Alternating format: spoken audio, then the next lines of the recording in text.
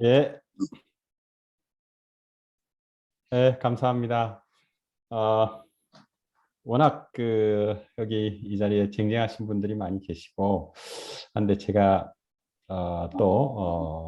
우리가 일본에 대해서 잘 알고 계시는 분들이 많아서 제가 하는 이야기가 너무 식상하지 않을까라고 좀 걱정을 하면서 이 강의를 시작하도록 하겠습니다. 예, 먼저 축사를 해주신 안강훈 사장님, 그리고 김기석 부사장님, 감사드립니다. 어, 제가 가지고 있는 역량에 비해서 너무 가분하게 또 칭찬을 해주시고 하셔서 정말 몸둘 바를 모르겠습니다. 오늘 제가 여러분들하고 같이 이 이야기를 하고자 하는 것은 제목은 일본의 회사 클러스터 정책과 시사점 그리고 에임의 선주를 중심으로 한 이야기라고 했습니다만은 클러스터에 대한 이야기는 상당히 많이 했었고 했기 때문에 오늘 이야기의 중점은 에힘의 선주에 대한 이야기를 중심으로 이야기하겠습니다. 제가 에임의 선주에 대한 관심을 가지고 이거 좀 들여다보기 시작한 것은 제가 2004년에 일본에서 동경에서 연구원 생활을 하면서 그 연구소에서 제가 핵심 주제로 잡았던 것이 회사 클러스터에 대한 연구였습니다. 그래서 일본 회사 클러스터 정책에 대한 연구를 하다 보니까 그럼 일본 회사 클러스터가 어디에 있는가라고 해서 지역적으로 찾다가 보니까 동경 그리고 코베, 오사카의 칸사이 그리고 기타 큐슈를 중심으로 한 지역 그리고 이제 그 핵심이 이 이마바리 에히메였습니다. 그래서 거기에 어떤 회사 클러스터가 만들어져 있고 그 회사 클러스터는 어떻게 클러스터 효과를 만들어내는가라는 것을 가지고 관심을 갖고 연구를 했었던 분야입니다. 먼저 저에 대한 소개를 좀 하자면 저는 사람들이 그렇게 이야기합니다. 왜 성결대학에 있으면서 이런 걸 하나요? 라고 말씀하시는데 사실 저는 성결대학교에서 이제 내년부터는 이름이 바뀝니다만은 글로벌 물류학부의 교수로 있습니다. 그래서 물류를 전공하고요. 해양대학 항해학과를 졸업하고 일본 동경에 있는 메이지 대학에서 연구를 했습니다. 그렇기 때문에 현대상선에서 1등 항해사를 했고 지금은 뭐 이렇게 학회 관련된 일도 좀 하고 있습니다. 좀 전에 부총장이라고 말씀하셨는데 부총장은 7월 1일부로 그만둬서 지금은 아무것도 아닌 그냥 평교수입니다. 그래서 왜 이게 이런 강의가 필요한가라고 하면 결국은 최근 우리 이 한국형 선주업이라고 하는 것에 대한 정책적 논의가 굉장히 활발하고 해양진흥공사를 중심으로 해서 한국형 선주를 만들어 보자라는 이야기가 많습니다. 그런데 이런 선주들도 보면은 금융 선주들이 있고 조선소 자회사의 선주가 있고 또 독립 선주들이 있습니다. 그래서 다양한 유형의 선주사들이 있고 또 북유럽이라든지 그리스라든지 홍콩이라든지 중국이라든지 일본이라든지 독일이라든지 그 각각이 처해 있는 상황에 따라서 국가나 지역별로 상이한 발전 경로를 가지고 선주업이라고 하는 것이 만들어졌습니다. 그럼 우리나라도 우리나라에 맞는 선주업이 될 수 있을까라고 했을 때 역시 우리하고 비슷한 문화적인 여건을 갖고 있는 일본의 선주들은 어떻게 탄생하고 성장했는가라고 하는 그런 대한 지식을 공유하고자 하는 것이 오늘 이 강의에서 여러분들하고 하고 싶은 겁니다. 그리고 일본 선주하고 이야기를 하면 대부분의 사람들이 오해를 하는 것이 일본 선주가 정부 지원으로 성장을 했다라든지 또 일본 선주는 일본 조선소와 또 일본 금융기관의 지원이 굉장히 많다라고 말한다든지 또 일본 선주들은 일본 해운사에 의존해서 성장하고 있다라고 말하는 것들입니다. 그래서 이런 것들이 실체는 어떤가 그럼 한번 들여다보자라고 하는 겁니다. 그리고 해운조선 상생협력이라고 하는 이야기를 많이 하는데 저는 이 상생이라는 말은 별로 사실 좋아하지는 사실은 않습니다. 이 상생이라는 거 하는 것은 누가 하나가 안 좋은 쪽을 서로 이렇게 구해주는, 그래서 뭐 대기업, 중소기업 상생 협력 뭐 이런 식의 이야기가 나오는데, 상생보다는 저는 공생이라는 말을 사실은 쓰고 싶습니다. 해운 조선 공생. 그래서 서로가 서로에게 도움이 되는, 그래서 일방적인 시혜의 관계가 아닌 공생의 관계에서 해운 조선 상생 협력, 그리고 선주사의 발전을 위해서 어떤 정책의 틀이 필요한가라는 것을 산업 클러스터의 관점에서 이야기를 해보자고 합니다. 산업 클러스터라고 하는 것은 마이클 포트가 사실은 전 세계 경영학의 대부죠. 우리가 지금 사용하고 있는 경영학 교과서의 대부분의 경영 전략도 그렇고 마케팅도 그렇고 이런 것들이 전부 다 마이클 포트가 만들어낸 개념에 기초한 것들이 많습니다. 마이클 포트가 이 클러스터 개념을 제시를 했는데, 클러스터는 특정 산업 분야의 상호 연관된 기업들과 기관들의 지리적 집합체라고 말하고 있습니다. 그래서 부산이라든지 수도권이라든지 우리나라 같으면, 일본 같으면 동경이나 칸사이, 뭐 에이메, 또 런던, 이런 식으로 지역이 반드시 그 기반에 깔려 있습니다. 회사 클러스터라고 하는 것이 지역을 근거로 하지 않으면, 클러스터라고 하는 것이 지역을 근거로 하지 않으면 사실 정책 논의가 시작되지 않습니다. 그리고 이제 지역의 근거로 한 산업 클러스터가 어떤 일군의 연계된 기업들과 함께 부품, 기계, 서비스, 인프라 공급자, 그리고 정부 부문, 대학, 연구소, 교육기관 등의 제도와 기관과 제도적 환경이 들어있다라고 하는 것, 즉 대기업, 중소기업, 교육, 연구기관, 금융기관, 정부기관들의 집합체가 클러스터다. 그래서 클러스터라는 그 개념을 그릴 때 항상 포도나무의 그 포도 열매와 같이 그렇게 클러스터를 그립니다. 여러 기관들이, 여러 기업들이 서로 연계가 되어 있다라고 하는 것이에요.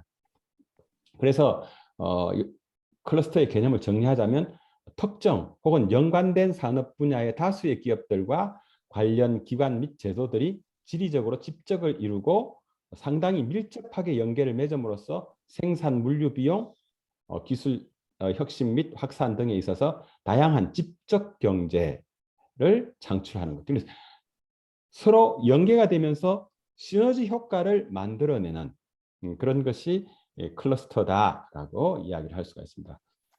그래서 이런 어떤 직접 경제 효과를 만들어내지 못하면, 산업이 우리가 밀집해 있지만 아직 클러스터 효과는 창출하지 못했다라고 말을 합니다.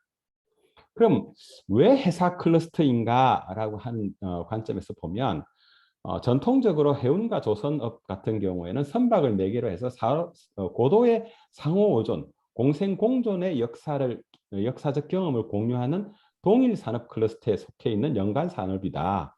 그래서 노르웨이, 영국, 독일, 미국, 일본 같은 선진국 사회에서 보면 조선업과 해운업이 함께 발전을 했고, 해운업이 쇠퇴하면 조선업도 쇠퇴하는 경험을 갖고 있다. 이거는 정경련에서 한국의 조선산업이라고 하는 그 책을 발간하면서 97년도에 했던 이야기입니다.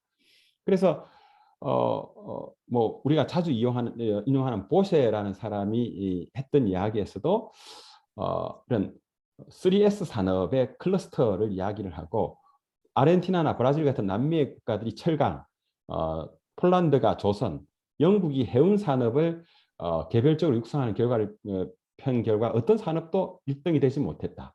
그래서 세계 1위를 차지했던 영국의 조선 산업도 해운 기업이 쇠락하니까 함께 같이 무너졌다. 그런데 선진국에서 유일하게 강력한 조선 산업을 유지하는 국가가 일본이다. 그러면 일본은 왜 그러냐라고 하면, 강력한 자국 선대의 신주선 수요를 기반으로 해서 경쟁력을 유지하고 있고,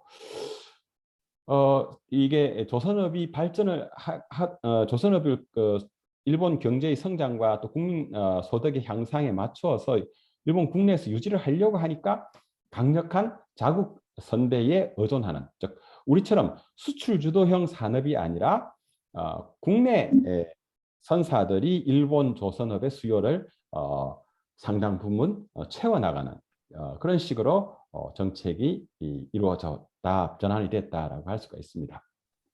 그러면 일본에서 회사 클러스터 정책 어프로치가 필요해진 이유는 일본에서 회사 클러스터라는 말이 나온 것은 정책에 포함된 것은 2000년부터입니다.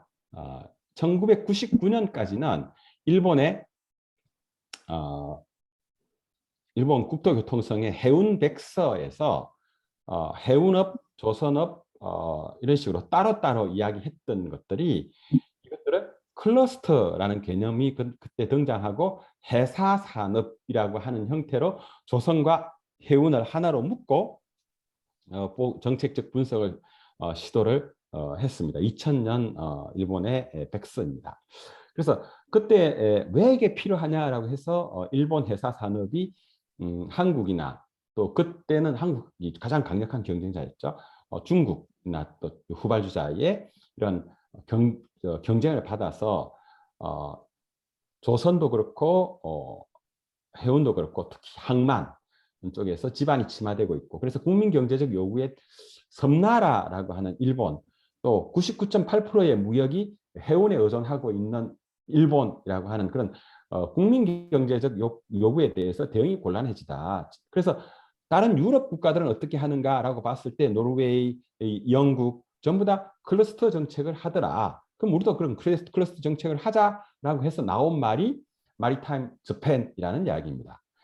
마리타임 저펜의 개념은 고도로 활성화된 해사 국가 일본입니다. 그래서 관민 일체의 노력으로 해운, 선원, 조선, 박용공업, 항만 운송, 해운 중개업, 성급, 선박금융, 해사 법률 등의 광의의 해사 산업의 구조 계획을 추진하고 시너지 효과를 발휘하게 하면서 일본을 세계 최대급의 해사 센터로 만들기 위한 산업 정책이다라고 개념 정리를 했습니다.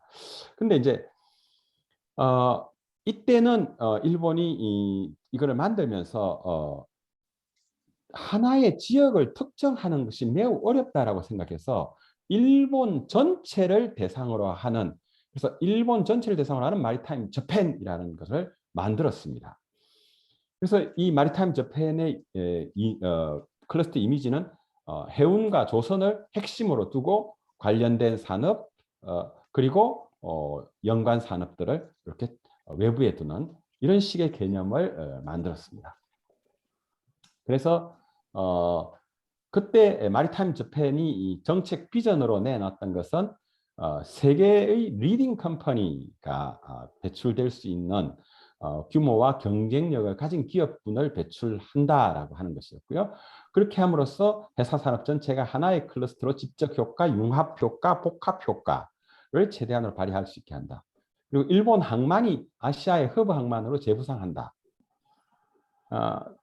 그리고 고용, 글로벌 스탠다드 형성, 그리고 해양에 관련된 국민적 과제를 해결하고 동경이 런던 등과 함께 세계적 회사 센터 기능을 하도록 하겠다라고 했습니다.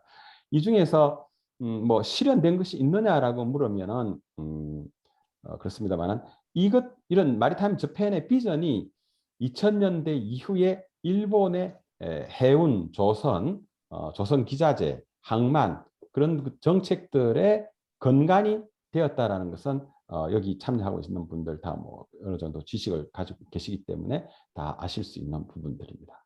그래서 이때 만들어진 회사 클러스터의 어떤 정책 어프로치의 개념입니다. 그래서 지역에서 발생하는 클러스터 효과를 클러스터에서 접근함으로써 혁신 유발 환경을 만들고 또 지식을 창조하고 생산 활동을 하고, 그렇게 함으로써 관련 업종의 어떤 기업 집적과 기업의 의사결정 기능 등 교류 주체의 집적을 하고, 그렇게 함으로써 여기에서는 핵심이 그럼 클러스터를 끌어가는 드라이버, 핵심 드라이버들을 거기다가 배치를 함으로써 이것들이 유기적인 교류와 클러스터 효과의 지역 파급으로 이루어진다라고 봤습니다.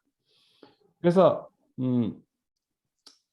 좀 정리를 하자면 클러스터 효과, 지역 우위성, 그리고 산업의 역동성, 그것들을 하기 위한 어떤 횡단적인 분야 횡단적인 그런 과제, 클러스터 효과의 적용 사례 이렇게 할 수 있고요. 그래서 클러스터가 성립하기 위한 조건이 결국 뭐냐? 클러스터 드라이버의 역할을 해주는 존재가 있어야 하는데 이것이 혁신을 촉진하는 자원이다. 그래서 회사 클러스터에서는 항만이 될 수도 있고 대학이 될 수도 있고 기관이 될 수도 있고 중해 기업들이 될 수도 있고 이런 것들이 없어지면 안 되고 계속적으로 지속적으로 존재하면서 클러스터를 유지해 오는 그런 거라고 이야기를 했습니다. 그래서 회사 클러스터의 드라이브 이미지를 그림으로 이렇게 보면은 이런 겁니다. 이 밑에 이렇게 파랗게 선이 붙어 있는 이 부분들이 이제 드라이브적인 역할을 하는 것들입니다.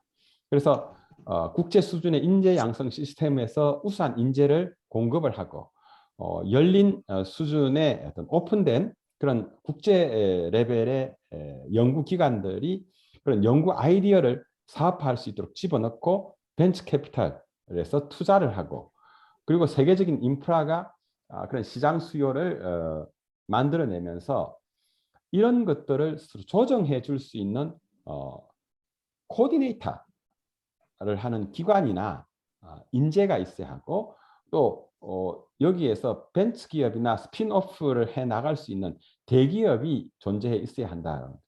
그래서 제가 뭐 어디에서 다른 데서 이런 이야기를 하면서 그럼 우리나라의 부산하고 에이메하고 한번 비교를 해보면 어떨까? 부산은 세계적인 인프라, 부산항이라는 인프라도 있고 또 해양진흥공사가 부산에 위치를 함으로써 탁월한 어떤 면에서는 그런 조정 기관적인 역할도 할 수 있고 또 뭐 세계 수준의 인재 양성 시스템을 갖추고 있는 그 대학들도 거기에 있고 또 KMI나 KR과 같은 어떤 국제 수준의 연구 기관도 있는데 그런데 우리가 왜 안 될까? 에이메를 뭐 이렇게 나중에 뭐 구체적으로 설명하겠습니다만 들여다보면 세계적인 인프라라고 할 만한 건 없습니다. 어, 국제 수준의 인재 양성 시스템, 연구기관 뭐 이런 것들도 사실은 없죠. 대기업이라고 하기에는 이마바리 조선소가 현대중공업하고 비교를 하면 뭐 급규모나 이런 것들이 사실 되지 않죠. 그럼에도 불구하고 굉장히 그 안에서 잘 돌아가고 있다라고 하는 것이 우리가 회사 클러스터라고 하는 이야기를 하면서 이마바리 이야기를 자주 하게 되는 이유인 것 같습니다. 일본의 회사 산업을 이야기할 때 회사 산업의 어떤 관계 구성도는 어떻게 되냐면 화주가 이런 뭐 자동차, 철강 같은 이런 화주가 있으면 여기에 오퍼레이터 해운회사, NIK, MOL, K라인 뭐 여기에다가 한 몇 회사 덧붙일 수 있을 겁니다. 그렇게 많다고는 할 수가 없어요. 대형 운항사들이 있고 그리고 은행, 선주, 종합상사, 조선소, 조선기자재. 우리한테 없는데 일본에 있는 거라고 하는 것이 바로 저는 이 중간에 있는 거라고 생각합니다. 일본은 미조 은행이라든지 이런 메가뱅크 이외에도 오늘 좀 뒤에 제가 설명을 다시 좀 하겠습니다만 이오 은행이라든지 에이메 은행이라든지 히로시마 은행이라든지 야마구치 은행이라든지 하는 이런 회사 클러스터가 있는 세토 나이카이, 세토 내해 지역의 지방 은행들이 여기 아주 집중적으로 강하게 참여를 하고 있습니다. 선주는 선박 소유자로서 양질의 화주와 수송 계약을 맺고 있는 해운회사와 용선 계약을 맺을 수 있는지가 중요하고 시장에 따라서 적절한 매선 전략을 발휘할 수 있는 그게 바로 실력이 되는데 이런 오너들이 있고요. 그리고 종합상사가 사실은 여기에서 화주와 선주 그리고 해운회사, 조선소를 연결시켜주고 신조나 용선 중개도 하고 또 그걸 함으로써 피를 종합상사는 획득하는 거죠. 그리고 종합상사가 자기가 직접 자기 선박을 보유하기도 합니다. 물론 그것은 뭐 그렇게 뭐 오래 가는 것은 않습니다. 그래서 일본 선주들은 뒤에 또 이야기하겠습니다만은 우리가 선주라고 이야기하면 오나시스로 대표되는 굉장히 초호화의 그런 이미지가 있는데 이마와리 선주는 굉장히 견실합니다. 우리 뭐 강명호 선장님 현재 이마와리 계시니까 알겠습니다만은 여기 이분들이 그렇게 막그 자기 부를 자랑한다든지 그런 분들은 거의 없는 것 같아요. 그리고 외국 선주들은 이 선박을 투기 대상으로 보고 있지만 이마와리 선주는 이 선주업 자체가 자기의 생업이라고 생각하기 때문에 좀 다르다라고 하는 거죠. 그리고 일본의 조선소들 중에서도 선주 비즈니스를 행하는 기업을 산하에 두고 있는 그래서 쇼의 기센 그래서 이마바리 이 조선소는 쇼의 기선이 아니라 실제로 이마조가 이마바리 조선을 줄여서 이마조라고 하는데 이마조가 직접 외국의 오퍼레이터하고 용선료 교섭을 하고 한다는 그런 이야기가 그 에이메의 선주들 사이에서 뭐 그게 이야기가 되어 있습니다. 그래서 그룹 내에 선박을 보유함으로써 조선회사는 신조선을 일정하게 건조할 수 있다라고 하는 그런 장점이 발생합니다. 그래서 뭐 일본 회사 클러스터의 규모 이렇고요. 그래서 실제로 막 99.6%의 해상 수송, 국내 화물 수송의 40%, 그리고 수송, 제조, 교육기관 모두를 소관하는 회사 행정 체제를 살려서 이게 우리하고 좀 다른 점이죠. 해운 조선, 조선 기자재로 구성되는 회사 클러스터의 종합력을 발휘하기 위해서 어떤 해운, 선박, 선원이 연계한 삼위일체 행정을 전개한다라고 하는 것이 일본 회사 클러스터에서의 어떤 그런 부분이라고 생각합니다. 또 장점이라고 생각합니다. 회사 산업에 직접적으로 각 지역에서 시너지 효과가 발생하고 경제 및 교양 효과를 만들어내고 일본 국토교통성 2020년 자료를 보니까 회사 클러스터의 전체 부가가치가 일본 GDP의 약 1%라고 이야기를 합니다.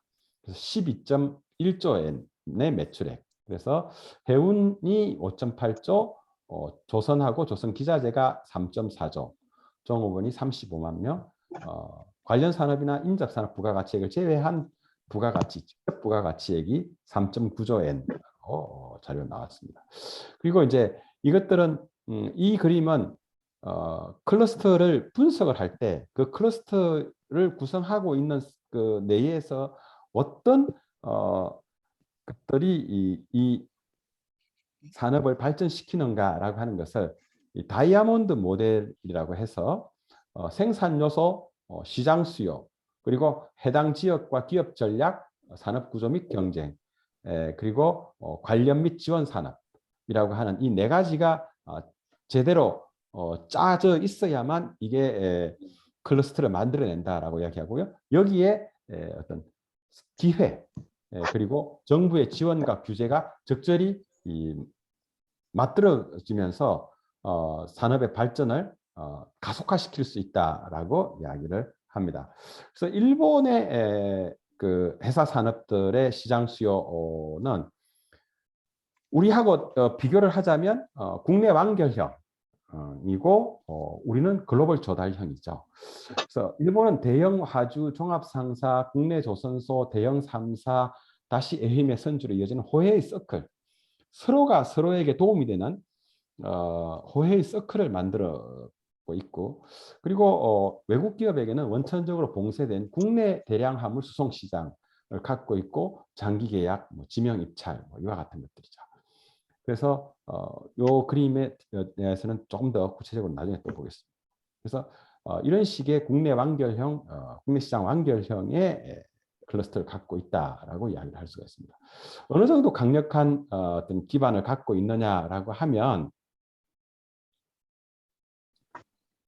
이 그림이 이 일본 자료를 그대로 가지고 온 건데요. 이게 제일 위에가 화주, 그 다음이 해운입니다. 조선, 그 다음에 조선 기자재입니다. 1995년에서 2016년을 이렇게 비교를 해놓은 겁니다. 여기 보시면 95년은 일본 해운은 선박 조달의 95%를 국내에서 했습니다. 5%만 해외에서 했고요. 2016년에 와서도 이게 87%입니다. 13%만 해외에서 하고 있습니다. 일본 조선업 같은 경우에도 95년에 85%가 그러니까 이건 같은 수치죠. 일본 국내 해운업이 그 대상이었습니다. 2016년에 와서도 345척 일본 국내에서 그러니까 이게 64% 일본 조선소는 기본적으로 일본 해운을 베이스로 해서 이루어지고 있다라고 할 수가 있습니다. 그래서 36%만 2016년에 와서도 해외에서 해외 해운사들을 대상으로 한 영업이었다. 그리고 이 조선소들이 사용하는 기기를 조달하는 것에서도 95년에는 97%입니다. 이것이 조금 뭐 줄어들었다라고 하더라도 2016년에 보면 이게 89%가 약 4,200억 엔 정도가 국내에서 일본 국내에서 조달하는 것으로 나와 있습니다. 그리고 11%만 해외에서 조달을 하는 거죠. 그리고 조선 기자재가 약 1조 엔 정도의 산업 규모를 갖고 있고 종업원 수도 4.5만 명 정도라고 이야기를 하는데 95년에 83%가 국내에다 팔았던 겁니다. 이게 조금 이제 조선 기자재 같은 경우에는 2016년이 되면은 해외 시장 매출이 약 48%로 굉장히 그 비중이 늘었다라는 것을 알 수가 있는데요. 그래서 이런 것들이 굉장히 기본적으로 일본은 그 시장 자체가 해외에 의존하기보다는 국내에 의존한 그런 시장이다라고 할 수가 있습니다. 그리고 이제 일본의 해운조선의 협력의 어떤 역사, 사례를 가장 잘 최근에 와서도 얼마나 해운조선이 잘 협력하고 있는가라고 하는 것들을 나타내는 게 우리도 잘 알고 있는 다이치 주오 기센, 제일중앙기선, 일본에서 넘버 4, 넘버 5 정도의 규모를 갖고 있는 해운회사였죠. 대형 3사 다음에는 뭐 다이치 주오 나또 그 뭡니까 뭐 여러 가지 또 저기 회사들이 있는데 뭐 다섯 여섯 네 번째에서 많을 때는 네 번째 적을 때는 여섯 번째 정도 그 사이에 있었던 걸로 저 기억합니다. 근데 다이치 주오가 MOL이 제일 주주였는데 다이치 주오가 그 신니테츠하고 스미토모 중공업이 스미토모 세이테츠가 제철해서 두 개가 통합을 하면서 그동안에 그 주요 화주로 했던 신니테츠나 스미토모의 화물이 줄면서 이 회사가 도산을 했습니다. 그래서 도산을 하니까 MOL이 제일 주주였는데 더 이상 우리는 300억 이상은 지원할 수 없다라고 하니까 회사가 회생 불가 상태에 들었습니다. 이때 어떻게 할까 하다가 이마바리 조선이라든지 이마조라든지 그 이마바리에 있는 선주들이 이 14개 회사가 그동안 우리가 제일중앙기선으로부터 많은 도움을 받았다. 제일중앙기선이 는 한 척일 때도 한 척, 두 척일 때도 이미 선주들의 그 용선을 해주었다. MOL이나 NIK나 K라인 같은 경우에는 이것들이 적어도 몇 척 이상 뭐 이런 식으로 이상인 선주들만 상대를 해줬는데 제일중앙기선은 한 척 있는 선주도 대상으로 해줬다. 그래서 그동안에 제일중앙기선에서 우리가 받았던 은혜를 갚아주자라고 하면서 자기들이 회사 그 이름도 회사 클러스터라고 이름을 지었습니다. 그래서 회사 클러스터라는 회사의 이름으로 공동 출자를 해가지고 여기 이 제일중앙기선의 도산을 그 회생을 시켜준. 그래서 조선소, 선주, 대형 선사가 공생을 하는 이와 같은 형태를 만들어냈습니다. 우리가 과거에 뭐 한진해운이나 이런 뭐 어려운 적이 있었을 때 우리가 이런 참 이게 훈훈한 미담이라고 하면 좀 미담이고 또 어떤 굉장히 그 미래를 내다보고 서로 상호 협력하는 그런 관계를 만들어낼 수 있었는가라고 하면 우리는 사실 이런 것들이 전혀 없었죠. 뭐 일본의 그 관련 산업에 대한 이야기도 역시 보시면 뭐 여기도 일본 자체가 거의 대부분이 다 뭐 자기들은 100% 저기에서 조달을 하고 있고요. 뭐 생산 요소 조건에서 인재 이게 사실은 그 해운조선 이야기를 하고 조선기자재 이야기를 하고 할 때 일본이 우리보다 좀 부족한 부분 중에 하나입니다. 주요 대학의 조선공학과가 명칭이 다 바뀌었죠. 동경대학의 선박공학과가 해양환경공학으로 바뀌었다가 또 우주모로 바뀌고 또 저기에서도 큐슈대학 선박공학과는 지구환경공학과, 선박 해양 시스템 공학 코스로 이름이 바뀌고요. 그래서 이게 주요 대학들도 실무보다는 연구를 지나치게 중시하다 보니까 학생들의 인기가 떨어지기도 하고 또 회사 산업의 입지가 동경이나 오사카, 후쿠오카가 아니고 아주 작은 지방 도시이기 때문에 우수한 학생들이 지원을 기피하는 그런 의미에서 우리 뭐 현대중공업이나 뭐 대우중공업 같은 경우에도 거제에다가 뭘 만들어 놓으니까 안 되겠다라고 해서 서울로 연구 시설을 옮긴다든지 하는 그런 것들하고도 굉장히 이런 부분들 유사한 그런 부분들도 있지만 아무튼 일본은 조선업도 해운업도 우수한 인재를 확보하는 데 상당히 그 기업들이 많은 노력을 기울이고 있다라고 하는 것을 알 수 있습니다. 그다음에 항만 같은 경우에도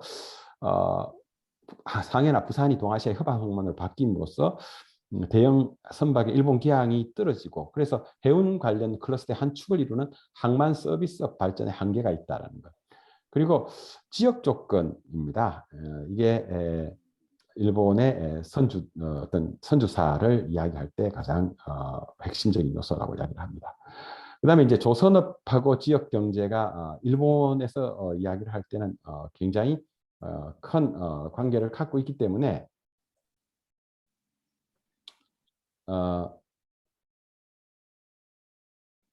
일본에서 이야기를 할 때는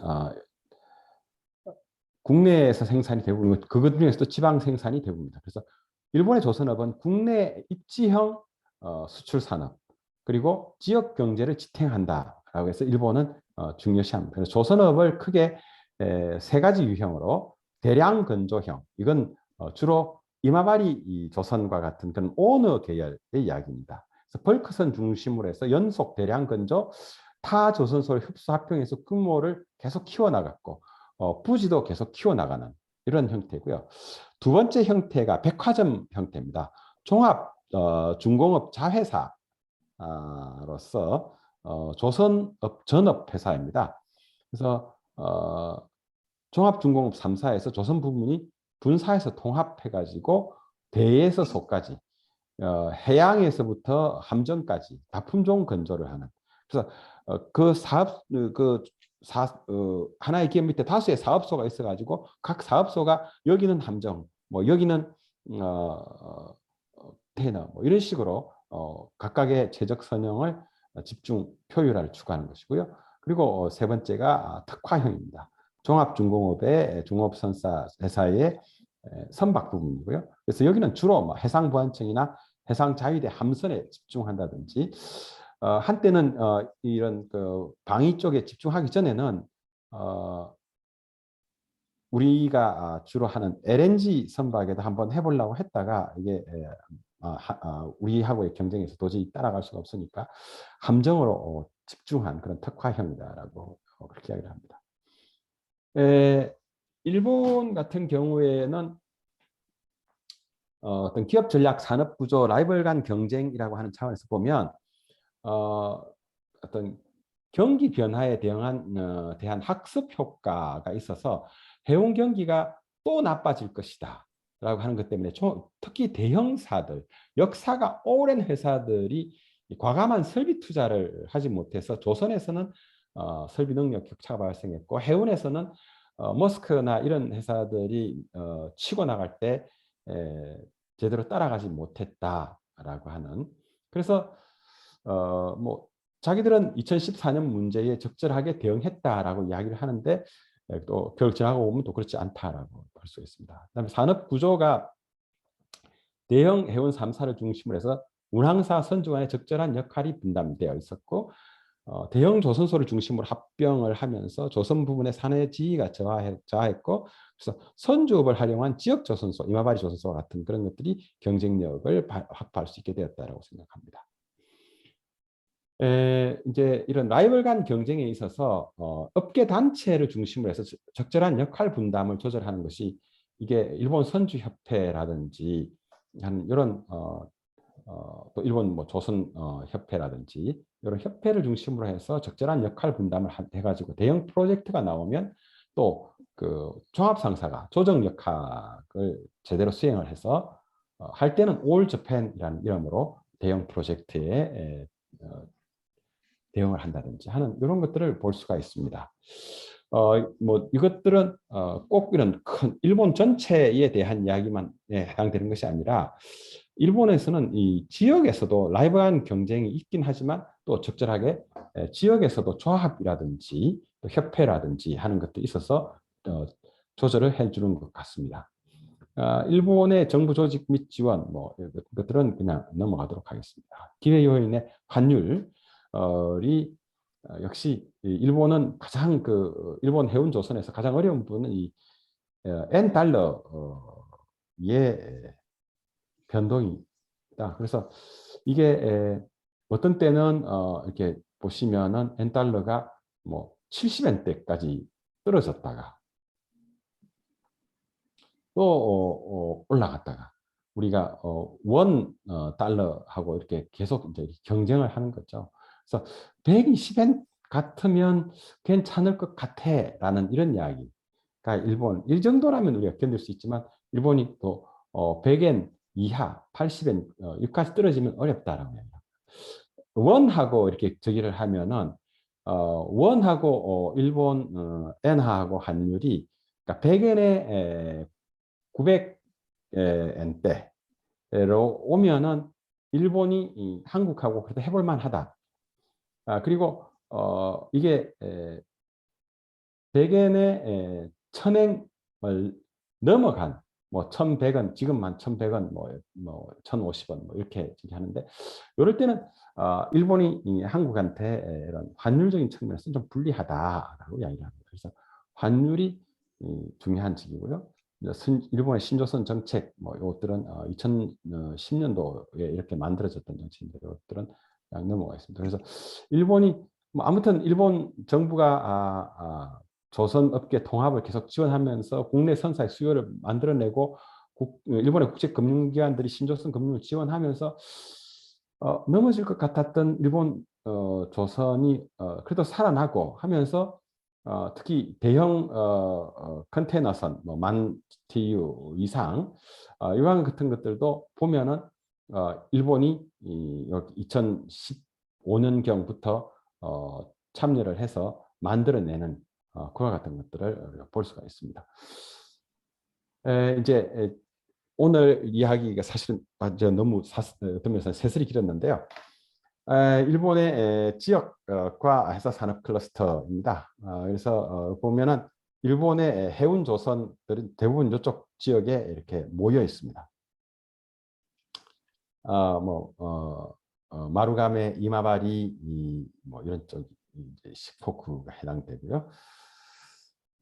그래서 은행과 또 해운조선의 관계 융자가 보면은 이쪽에 있는 지역은행들이 여기에 있는 이호은행, 에히메 은행, 그리고 히로시마 은행이 2014년쯤 제가 그때 봤을 때는 약 1조 엔 정도의 그런 융자 잔고를 갖고 있었습니다. 그래서 대부분이 다 이렇게 좀 그림을 키워서 보면 다 갖고 있고요. 일본 해운이 망했거니라고 생각해, 조선이 망했거니라고 생각했는데 2017년 보면 이게 17년 만에 마루가메 도크라고 해서 마루가메 이마바리 조선이 여기에다가 대형선을 만들 수 있는 도크를 만든 것을 알 수가 있습니다. 그래서 우리가 일본 해운 조선 정책을 이야기할 때 지금까지는 2000년까지는 주로 뭐였냐면 대마불사, 큰 놈이 살고 작은 놈을 줄여서 큰 놈에 갖다 붙이고 작은 놈을 줄여서 죽여서 큰 놈에 갖다 붙이고, 이게 해운에서도 원래 1964년에 해운 집약 정책을 할 때에도 대형 6개 회사로 만들었습니다. 그러다가 그것들이 이 경기가 어려워지면 제일 작은 놈부터 큰 놈에다 갖다 붙이고 큰 놈에다 갖다 붙이고 하는 식으로 해서 줄여왔습니다. 또 동경에 본사를 두고 있는 회사들을 중심으로 해서 살리는 그래서 정부 지원도 대형 기업을 대상으로 실시되고 지역에 본사를 둔 기업들은 일본도 정책에 소외가 됐습니다. 그래서 이마바리의 어떤 선주들이나 이마바리의 조선소들이 일본 정책의 대상이 된 것은 1990년대 일본이 정책적으로 지원을 해야 되겠다라고 지원을 하기 시작한 것은 1990년대 후반부터입니다.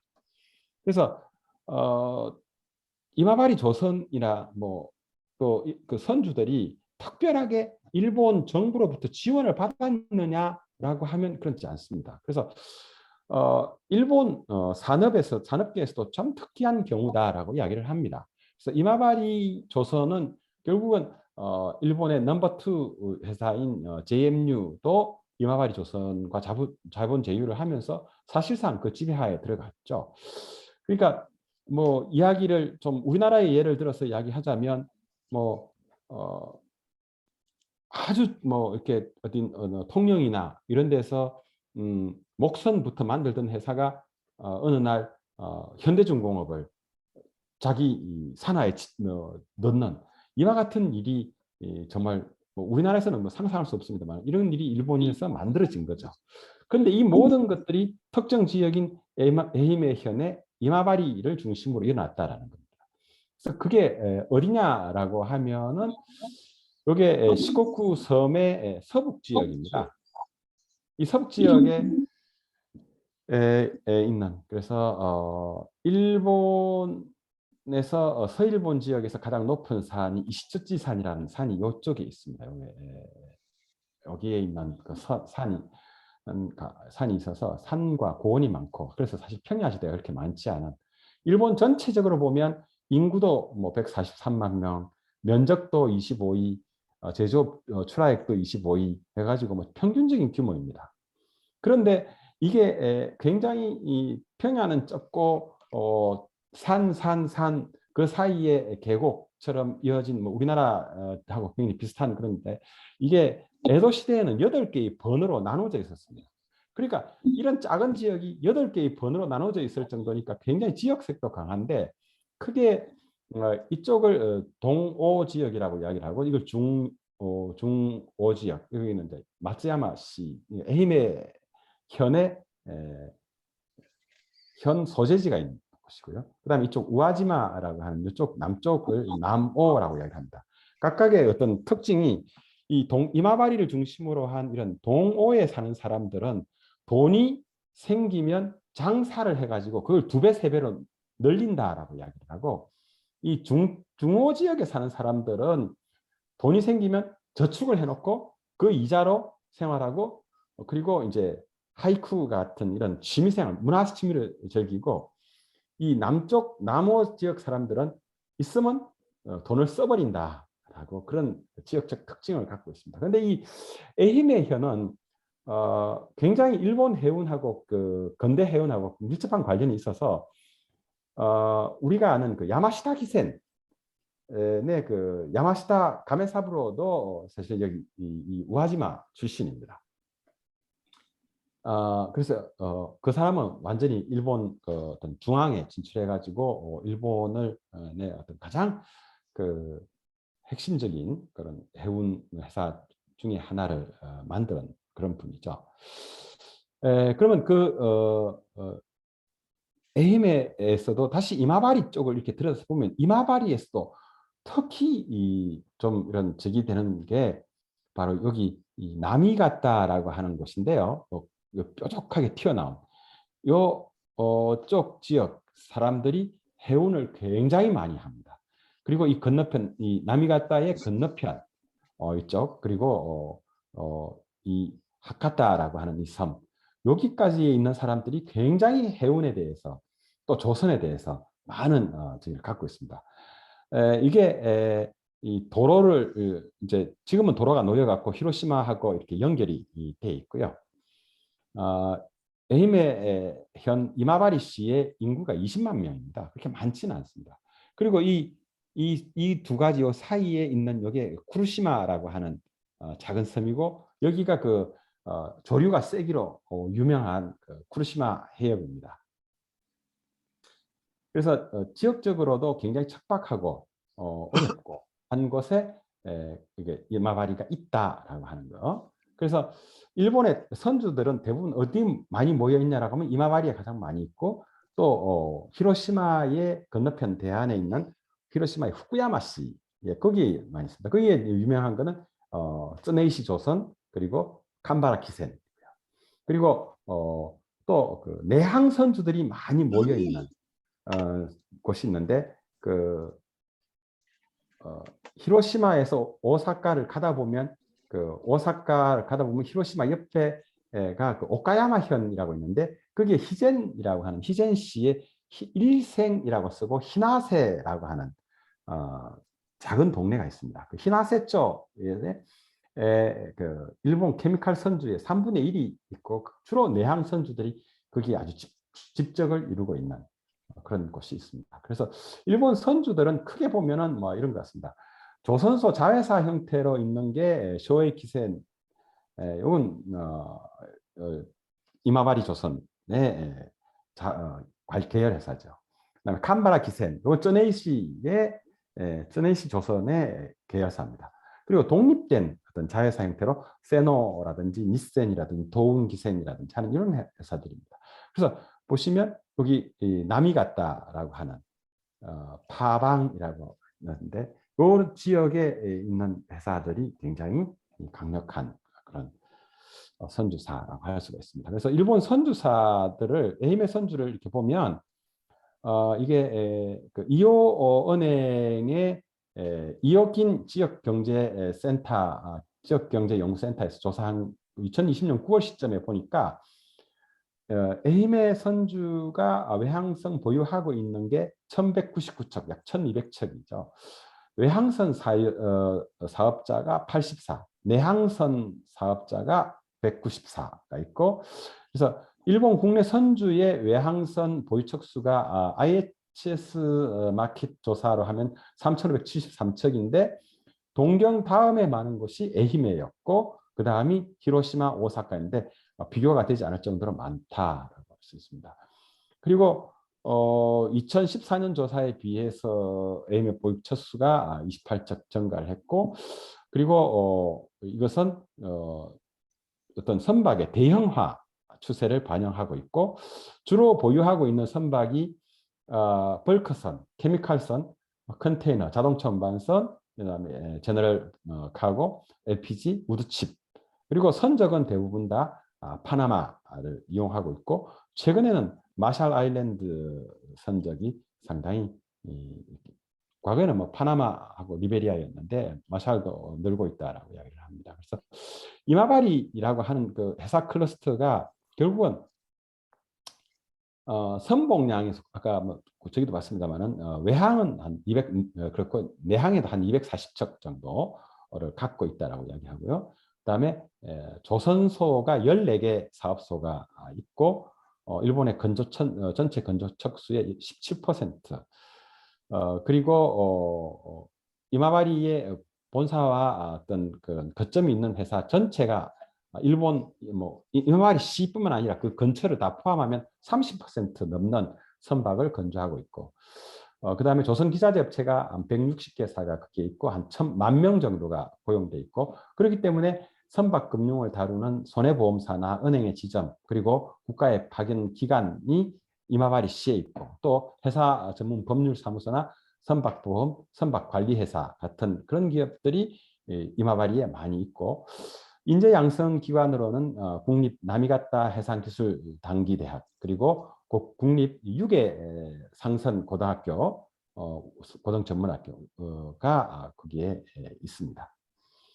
그렇게 됨으로써 집적에 불어는 확장 효과로 회사 클러스터가 구축이 되고 세계에 자랑하는 회사 산업 집적지로 발전했다라고 임하바리 시에서 하는 이야기입니다. 그래서 노르웨이, 홍콩, 그리스와 함께 세계 4대 선주 집단이다라고 이야기를 할 수가 있습니다. 그런데 노르웨이나 홍콩이나 그리스의 피레우스하고 다른 점이 임하바리는 이런 해운뿐만 아니라 조선까지 다 가지고 있다라는 그런 해운 조선이 클러스터를 이루고 있는 그런 부분에서 다른 세계에서도 유래를 찾아볼 수 없다라고 할 수가 있고요. 그래서 임하바리 이 회사 클러스터에서 어떤 직접 효과가 있느냐라고 하는 것을 일본 회사 연구센터의 그 조사에 따르면은 인터뷰 조사를 그 사람들이 했는데요. 보면 임하바리 사람들은 임하바리 회사 클러스터가 만들어짐으로써 어떤 효과가 있느냐라고 했을 때 사업 활동의 효율성이 향상된다라고 이야기합니다.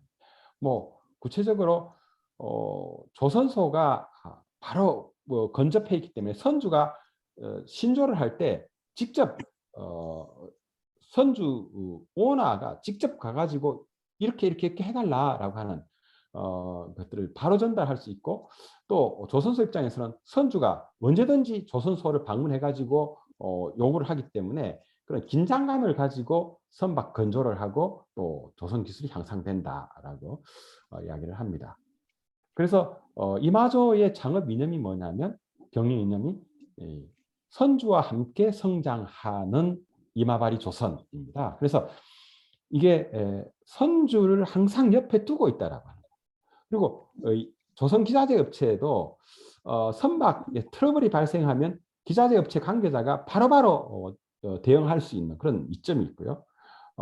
그다음 두 번째 어떤 그 효과는 정보의 스필오버입니다. 이 정보의 스필오버는 국제회사전인 바리십 을 개최를 하게 되면서 회사 클러스터로서의 지역 이미지가 강화되고 이제 2005년부터입니다. 이게 강화되면서 금융기관, 무역회사, 브로커, 회사계 법률사무소 뭐 이런 것들이 집적을 이루게 되고 그렇게 됨으로써 금융기관들이 대출을 하는 그런 대출 대상이 되는 기업들을 모아가지고 선주회를 구성을 하고 거기에서 관계자 네트워킹의 장을 만들어서 관련 산업의 집적이 진행되면서 정보가 서로 공유되는 그래서 과거보다도 90년대보다도 훨씬 더 어떤 직접 효과가 강화됐다라고 이야기를 합니다. 그다음 세 번째의 직접 효과는 클러스터 효과는 신뢰할 수 있는 상대와의 거래를 함으로써 리스크를 회피한다. 뭐 물론 아까 처음에도 봤습니다만은 어떤 비용상 문제 때문에 외국 기자재 매입하고 거래가 늘어나고는 있지만 어떤 지리적 근접성이 있기 때문에 신뢰관계가 있는 세톤의 마이카이나 또 서일본 지역의 고객이 중심이 되고 한다라는. 좀 특이한 것은 이마와리 회사 클러스터는 조선소가 1950년대에 일본에서 처음으로 사실은 선박을 월부 판매를 시작을 했습니다. 선주들이 돈이 없잖아요. 그러니까 이 돈이 없는 선주들이 배를 지을 수 있도록 월부 판매, 그러니까 할부 판매를 시작한 거죠.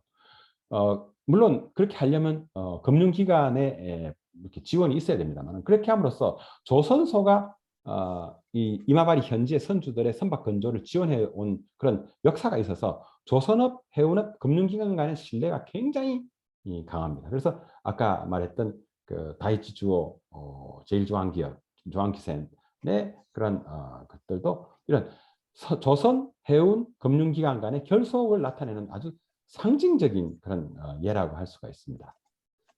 그래서 이마바리 회사 클러스터는 자연 발생적으로 관련 기업에 집중하고 있는 상황에서 비전 제시, 국제회사전을 통해서 더욱 유기적인 네트워크가 구축되고 집적의 효과가 향상되는 그런 형태를 갖고 있다고 할 수 있습니다. 그래서 실제로 이제 에임의 선주의 경제 효과가 어느 정도 되느냐라고 하는 것을 간단하게 계산을 해보면 소유 선박의 자산액을 1063척을 척당 한 30억으로 계산을 하면 이 액수는 뭐 올라갈 수도 있고 내려갈 수도 있습니다. 그죠?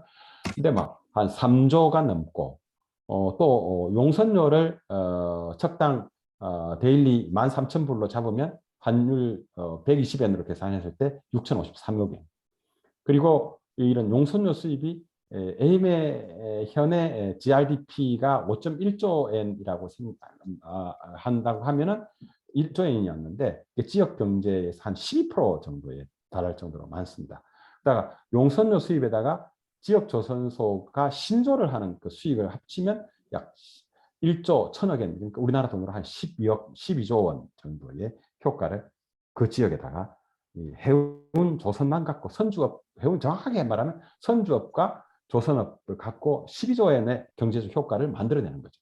여기에다가 이제 조선 기자재를 집어넣고 또 관련 서비스 산업을 집어넣으면 이건 20조까지도 늘어날 수가 있습니다. 그러면 왜 특별히 이 지역에서만 이렇게 해운업이 조선업이 또 선주업이 발전했느냐라고 하는 것을 보면은 역사적인 그런 배경이 좀 있는 것 같습니다. 첫 번째 지리적인 조건하고 또 역사적인 조건인데요. 이 아까 그 말했던 그 나미가타라고 하는 지역이 인구에 비해서는 경작 면적이 좁아서 농업 같은 1차 산업, 2의 산업도 발달하지 않고 해서 해운업 자체를 생애로 선택을 했고 이것들을 마키노 마나베라고 하는 이런 선각자들이 있었습니다. 이 사람들이 쿠르시마나 하시야마에서 선박의 성조원이 돼가지고 그 쿠르시마 해협에 그 물살이 아주 세기 때문에 그 배를 끌어주는 사람들이 있었습니다. 그래서 그런 쪽에서 일을 하면서 조선수를 익히고 선원 면허를 따고 선장 면허를 취득하고 그리고 그 기술을 가지고 돈을 모아서 자기가 선주 겸 선장으로 성공하는 사람들의 사례가 만들어졌습니다. 이게 일본의 그 근대 그 메이지 유신 나면서부터의 이야기입니다.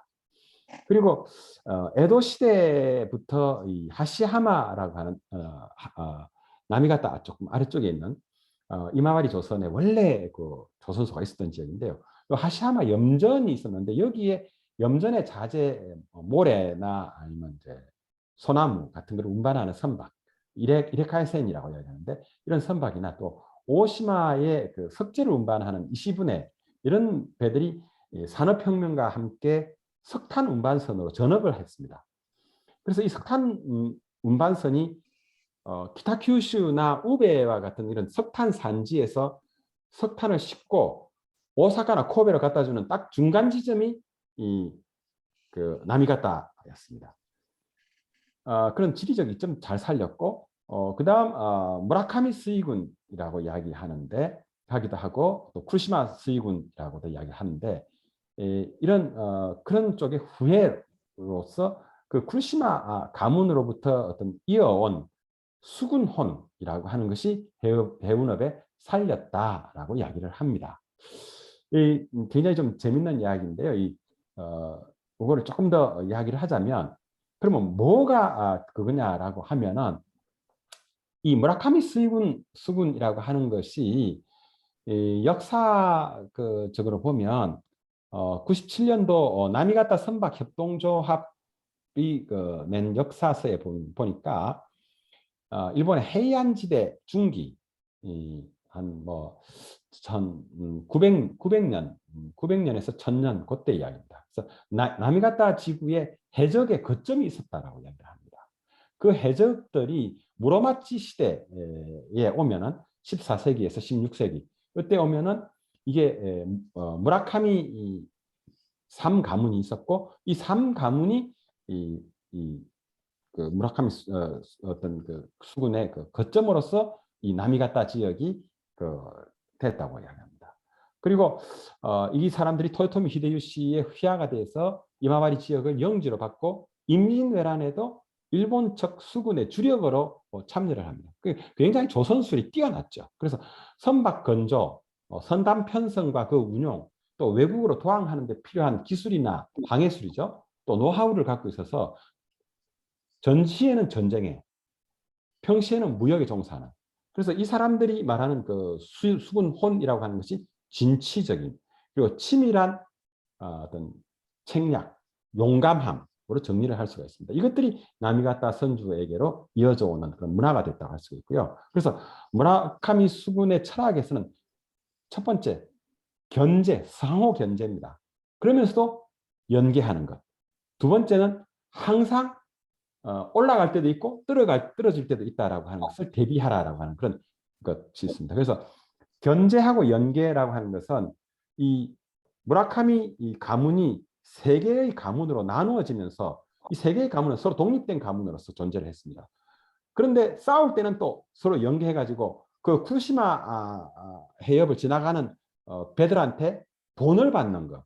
이때 누구는 받고 누구는 안 받고 하는 이런 것들은 절대 허용하지 않는. 그러면서 서로 굉장히 연결했습니다. 그리고 지족, 탐욕을 부리지 않고 작은 것들끼리 뭉친다라고 하는 그런 사상을 갖고 있습니다. 그래서 아까도 말했지만 이마바리 선주는 돈을 벌어도 외제차를 안 산다라고 하는 그런 이야기를 합니다. 지금은 조금 바뀌었을 수도 있습니다. 지금도 서로 견제하고 경쟁하지만 필요시에는 협력하는 전통. 그래서 선박협동조합이라든지 아까 말했던 다이쭈 기센의 부재 같은 그런 거족적인 협력이 알 수 있습니다. 그 다음에 항상 부침에 대비하라는 것은 배도 그렇고 사업도 그렇고 시즌 데모 카나라즈 우키 아가루 깔아앉아도 반드시 떠오르고 또 떠올라도 그 다음에는 또 다시 가라앉을 때를 대비해라. 이거는 뭘 이야기하냐면 반드시 잘 나갈 때 안 될 때를 대비해 가지고 준비를 해라. 그리고 또 지금 깔아앉아서 어려운 사람에 대한 배려심 그리고 또 깔아앉는 것 자체를 두려워하지 마라. 가라앉는다고 해서 가라앉으면 반드시 다시 또 올라갈 거니까 그래서 과감한 행동이 필요하다. 그래서 그런 과감한 배려심이나 과감한 행동력이 만들어졌어요. 그래서 지금은 채권자이지만 이 채권자가 내일은 채무자로 바뀔 수 있다라는 거예요. 그래서 채무자가 재생 노력을 살아나려고 할 때 거기에 대해서 이해를 표하는 이런 것들이 일본에서도 사실은 찾아보기 어려운 그런 유례가 없는 그런 행동 양식이고 이것이 일본 에이메 선수들의 그런 어떤 정신적 세계라고 이야기를 할 수가 있습니다. 그래서 그 성공 요인을 이제 좀 더 현대의 성공 요인으로 이렇게 바꿔서 이야기를 해보면 선주의 일가족이 성선해가지고 선박 운항을 하고 철저히 관리를 하면서 해왔다라고 하는 거예요. 제가 앞에 봤던 니센 카이운 같은 경우에 그 니센 카이운의 사장이 보니까 이 유계 고등 상선 전문 학교 출신이더라고요. 그래서 자기도 배를 타보고 그렇게 함으로써 지금은 한 100척 가까운 그 배를 관리를 합니다만은 이런 전통이 있고 또 조선소가 적극적으로 협력했고 일본의 해운조선 정책에 또 영향을 받은 점도 있습니다.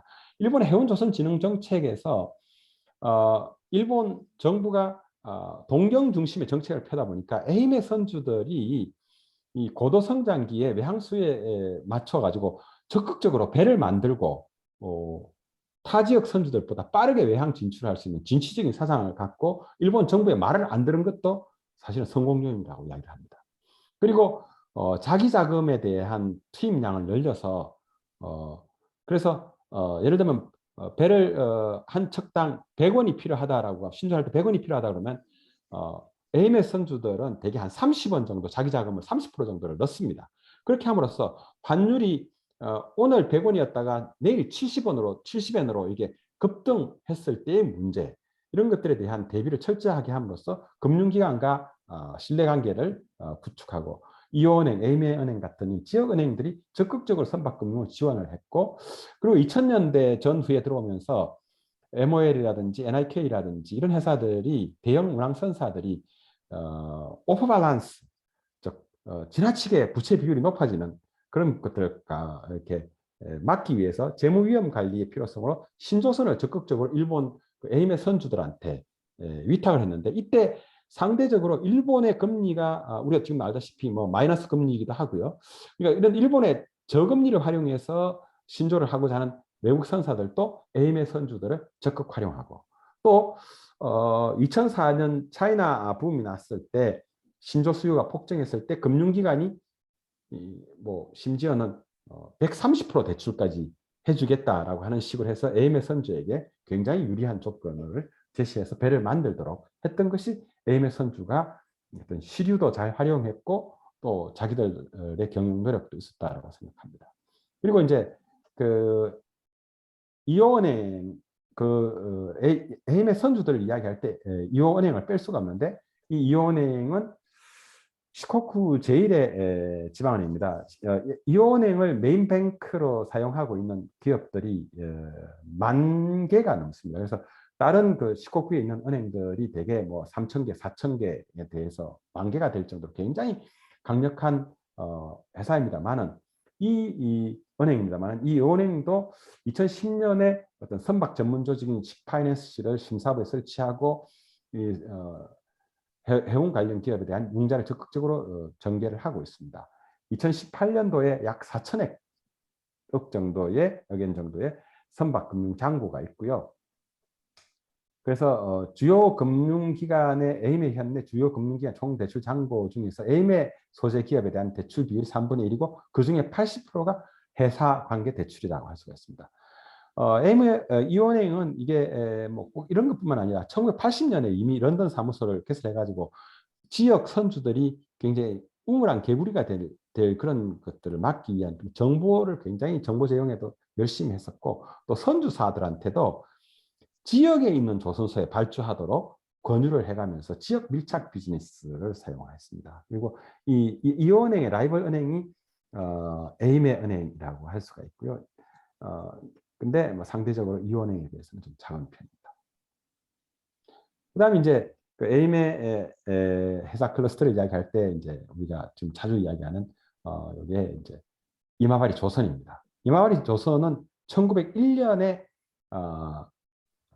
희각기 이 뒤에는 제가 어떻게 읽는지 모르겠어요. 다메하루라고 아마 읽는 것 같은데 정확한 이름은 잘 모르겠고요. 희각기가 조선소를 만들면서 시작됐고, 그 아들인 히가키 쇼이치가 히가키 조선 유항공사를 만들고 1940년 전쟁이 일어나면서 이게 그 지역에 있는 회사들이 6개가 이마와리 조선 유항공사로 합병했습니다. 그래서 이게 정부의 어떤 그런 어떤 통제에서 살아남기 위한 그런 방법이었고요. 그리고 또 다른 회사들이 이마바리 선거라고 있었는데, 이게 합쳐지면서 이마바리 선거 주식회사에서 이마바리 조선 이렇게 했는데, 이게 전후에 종업원도 없고 일감도 없는 상태에서 히가키 조선이 다시 그 이마와리 조선을 흡수 합병함으로써 1955년에 재건을 했습니다. 이게 보시면 이게 2000년하고 2017년의 비교인데요. 여기서 이 스카이블루 이 그림이, 이 스카이블루 색깔이 이 오나, 그러니까 지방 조선소들입니다. 그리고 이 빨간 색깔이 이 종합중공업 회사들입니다. 종합중공업 회사들이라고 하는 것은 말 그대로 일본 정부의 지원도 받고 그 지원으로 구조조정도 하고 했던 회사들이죠. 우리가 아는 미쯔비시 중공업, 미쯔이조선, IHI, 히타치조선, 일본 관광, 가와사키 중공업, 스미토모 중기계공업, 이와 같은 회사들이죠. 거기에 비해서 이제 이마바리 조선, 쩌네이시 조선, 나무라, 사세보, 오시마 조선소, 신쿠르시마 도크, 고요 생격, 이런 것들은 전부 다 오너들이 갖고 있는 회사였고 이 오너들이 갖고 있는 회사들이 2017년에 오니까 정부 지원을 받는 회사들보다 훨씬 더 회사 규모도 커지고 심지어 2019년에 와서는 이 이마바리 조선하고 JMU가 업무 제휴를 통해서 자본 제휴를 통해서 이게 회사가 그러니까 이마바리 조선이 일본 해운을 그냥 전체를 대표하는 회사로 바뀔 정도로 굉장히 이단적인 그런 회사입니다. 근데 이게 이 이마바리 조선이 그냥 뭐 이렇게 즉위만 하는 게 아니라 굉장히 영업도 잘 한다라고 하는 게 이게 이마바리 조선의 어떤 그 영업을 그 취재한 다이아몬드라고 하는 주간 다이아몬드라고 하는 잡지에 올라왔던 그 사진을 제가 여기 가지고 왔는데요. 보시면 여기 이마바리 조선은 가격 교섭을 이렇게 특히 기자재라든지 이런 것들에 대한 교섭을 하면서 누가 언제 어디에서 뭘 할 건가까지도 다 이렇게 기록을 그 자리에서 기록하고 서로가 이렇게 도장 찍고 그렇게 하면서 그러면 이게 뭐 언제까지 네가 뭐라고 말을 했다. 나는 뭐라고 말을 했다. 그래서 네하고 나는 앞으로 언제 만나가지고 언제 다시 협의를 하자라고 그리고 해서 이게 만약 교섭이 안 될 경우 결렬이 될 경우에는 어떻게 할 건가라고 하는 것까지 한 장에 딱 그 자리에서 다 기록을 해가지고 서로 주고받는 형태로 해가지고 굉장히 철저한 그런 영업 관리를 한 회사로 유명합니다. 이제 이마바리 조선의 관계 회사, 계열 회사가 바로 이 쇼헤이 기센인데요. 1962년에 만들어졌고 뭐 우리가 잘 아는 2021년 올해의 세계 화제 뉴스의 화제죠. 에버기번이 쇼헤이 기선 소유입니다. 그래서 이게 수에즈 운하의 자초 사고를 일으켰죠. 이게 1962년에 어떻게 출발했느냐라고 하면 이게 이마와리 조선에서 쇼헤이 마루라고 하는 배를 갖다가 만들어서 이거를 이마와리 조선에서 카와사키 기선한테다가 용선 확약을 받아가지고 배를 만들었습니다. 그래서 그걸 지역에 있는 선주들한테 이 배 가지고 가라고 했더니 이 배를 가지고 가는 게 너무 힘들다. 왜냐하면 이 배가 그때 이마와리 선주들이 해보지 못한 일본 일주하는 일종의 북해도 항로에 투입하는 거가 어렵다라고 해서 안 된다라고 인수할 회사가 없어가지고 자회사 쇼헤이 기센을 만든 게 시초입니다. 그래서 외항선이나 어떤 신항로에 진출을 할 때 쇼헤이 기센이 건조를 하게 하고 에이메이의 우호 관계에 있는 선주들한테도 야 쇼헤이 기센도 이 배 가지고 가기로 했어. 그러면 그거하고 같은 배를 내가 이거 이마와리에서 만들면 이마와리 조선에서 만들면 이걸 내가 카와사키나 에모나 아니면 NIK에다가 용선을 중개를 해줄게. 다이치주에다 용선을 중개해줄게 라고 하면서 같은 형태의 배를 만들도록 합니다. 그래서 이 저기가 나고 난 뒤에 에버기번 사고가 나고 난 뒤에 이마바리 조선의 그런 저기를 보니까 뉴스를 좀 찾아보니까 이런 사고가 나서 손해가 난다고 해도 선주업은 이마바리 조선을 위해서 그리고 선주업을 위해서 이마바리 조선이 필요하기 때문에 계속 하겠다라고 이야기합니다. 그다음에 세노키센 뭐 우리나라 사람들도 많이 지기하는데요. 이건 1946년에 기범선으로 규슈 석탄을 갖다가 사카이대 염전에 수송하는 사업으로 시작을 했고요. 56년에 에이미현에 있는 선주들 중에서는 최초로 외항선에 진출한 회사입니다. 그리고 이제 이게 시코쿠 개발 페리라고 하는 동경, 오사카, 나하 간 또 전기 로로선 이런 것들을 다 갖고 이거를 갖다가 긴가이 유생 부츠류 NIK 계열의 회사입니다만 이 회사에다가 위탁을 해서 운항을 하게 하고 그리고 계열 선박 관리사로 도요 상교라고 하는 회사가 있습니다. 근데 참 이게 일본 사람들도 좀 잘 이해를 못하는 부분인데 세노기센도 뒤에 나오는 도운 기센도 뭐 마찬가지, 도운 기센도 마찬가지지만 홈페이지조차도 없을 정도로 굉장히 비밀에 외부에서 보면 일반인들이 보면 비밀에 쌓여 있는 그런 회사들입니다. 이 회사들은 이 세노기센 또 뒤에 보는 이 도움기센도 내항 해운에서 외항으로 나갔다라고 하는 그런 게 어떤 발전의 경로라고 할 수가 있습니다. 이 도움기세는 1955년에 오코우치 타케시라는 사람이 내항해운 사업자, 지금은 뭐 110척 이상의 선박을 갖고 있지만 그래도 일본은 홈페이지도 없고 MOL이 투입한 세계 최대의 광석전용선, 그 당시에 세계 최대라고 할 수 있습니다. 광석전용선 브라질 마르의 오너로서. 그래서 도움기센도 그렇고 세노도 그렇고 쇼웨이도 그렇고 이것들이 이 어떤 그런 특징이 굉장히 그 내항에서부터 외항으로 나가고 또 어떤 조선소의 자회사로서 시작해서 지금은 조선소를 리드하는 그런 형태로 발전해 나가는, 그리고 일본의 대형 운항사들하고 의 어떤 그 관계가 지금은 완전히 아주 확고한 끊을 수 없는 그런 관계로 발전했지만, 그러나 자기를 드러내놓고 막 자랑하고 하는 그런 부분들은 상당히 없는 굉장히 견실한 회사다라고 이야기할 수가 있습니다. 뭐 이마바리 시도 그런 의미에서는 굉장히 이런 회사 클러스터를 위한 그런 정책을 펴왔고요. 이게 2005년 1월부터 시작을 했습니다. 그리고 이마바리 씨가 이걸 하게 된 것은 국토교통성이 이마바리 씨한테 이마바리 회사 도시 구상 추진 사업 계획이라고 하는 거를 한번 해봐라라고 하면서 지원을 하면서 이게 만들어진 겁니다. 그래서 이와 같은 비전을 갖고 해왔고요. 그래서 우리나라하고 이제 비교를 해보면 우리나라는 산업 구조적인 요인으로서 조선과 해운의 내수 시장 비중이 극도로 취약합니다. 조선도 해운도 우리는 내수 시장 자체가 사실은 그렇게 크게 되지 않는다라고 하는, 내수 시장을 좀 키울 수 있는 그런 노력들이 필요하지 않는가 생각하고요. 조선, 해운, 화주, 금융의 연계성 및 공생 구조가 없다. 이건 신뢰의 문제이기도 한 것 같습니다. 그래서 내수 시장 확대를 위한 정책, 지역 금융기관의 회사 산업 지원이 없다.